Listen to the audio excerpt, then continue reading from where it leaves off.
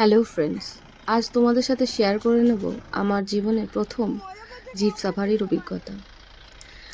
দুর্গম কেরালার টেকরি অঞ্চলে আমরা লেমন গ্রাসের মাউন্টেনে জিপ সাফারি করতে গিয়েছিলাম।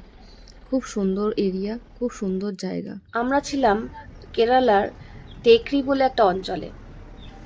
টেকরিতে আমরা জিপ সাফারি করছিলাম লেমন গ্রাস মাউন্টেনের ওখানে। আমার সাথে ছিল আমার বোনের হাজব্যান্ড, একটি মেয়ে এবং আমি, আমার মেয়ে এবং আমার ভাই। দূরে যে এতটাই রাস্তাটা দুর্গম যে ভিডিও করা প্রায় অসম্ভব হয়ে পড়েছিল, তাও ভিডিও করার নেশা।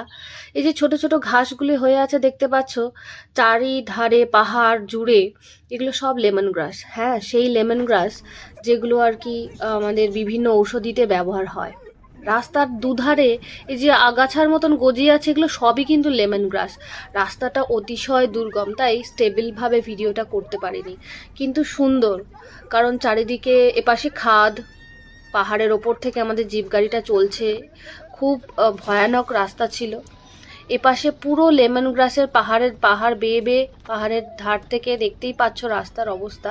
এই ধার থেকে আমরা যাচ্ছি এবড়ো খেবড়ো রাস্তা ধরে। যখন আমরা এগিয়ে চলছি, দূরে দেখা যাচ্ছে লেমন গ্রাসের পাহাড়, এবং দূরে আমরা 2-3টে হাতিও দেখতে পেয়েছি।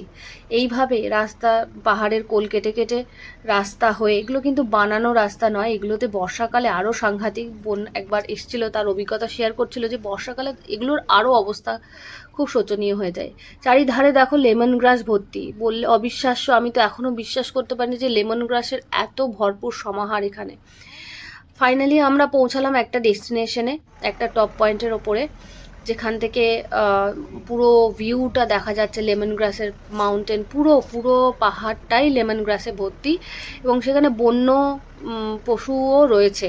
কিছুদিন আগেই জিপ সাফারির যে লোকটা ছিল, সে বলছিল যে একটা বাঘ নাকি সেখানে ধরা পড়েছে, এবং আমরা তো সচক্ষে হাতি দেখলামই। এই জায়গাটি একেবারে জিপ সাফারি একদম টপ পয়েন্টে, একটা রানওয়ে রয়েছে, এবং পুরো যে ভেলভেটের মতন দেখাচ্ছে দৃশ্যটা পাহাড়ের গায়ে, পুরোটাই লেমন গ্রাস এবং ঘন অরণ্য, রেস্ট্রিক্টেড এরিয়া।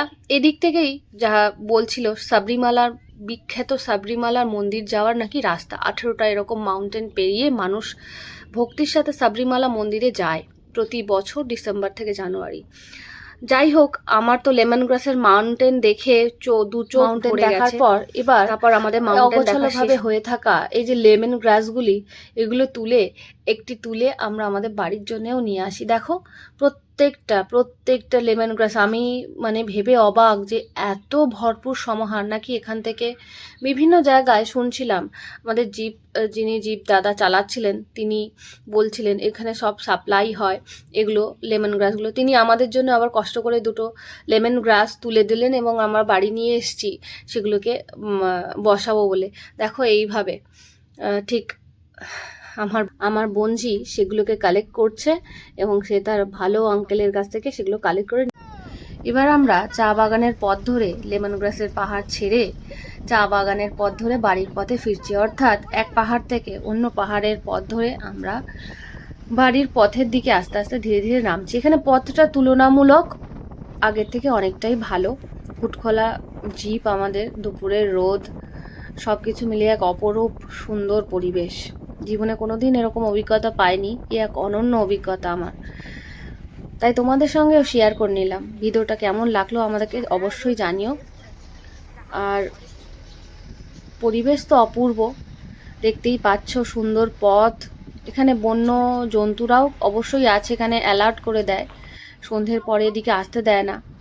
এবার পথটা অনেকটাই মসৃণ হয়ে এসছে, দুপাশে লেমন গ্রাসের জঙ্গল পেরিয়ে চা বাগান হয়ে সুন্দর পথ ধরে এবার আমরা বাড়ির পথে এগোচ্ছি। আরও দূরে সরে যাচ্ছি।